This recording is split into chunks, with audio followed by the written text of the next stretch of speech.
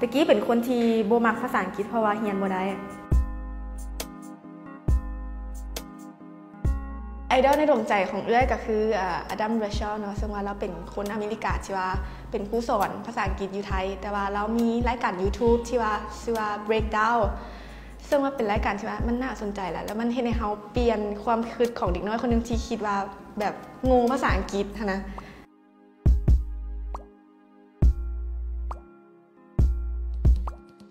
เพราะว่าตอนนั้นก็เรียน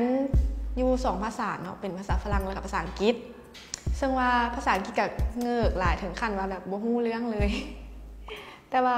ก็เรียนภาษาฝรั่งไปนำแต่ถามว่าได้ภาษาฝรั่งบ่ก็บ่เลยแถมยังงงอังกฤษอีกแล้วบัดนี้มันมีช่วงนึงที่เฮารู้สึกว่าอยากพัฒนาตัวเองนะ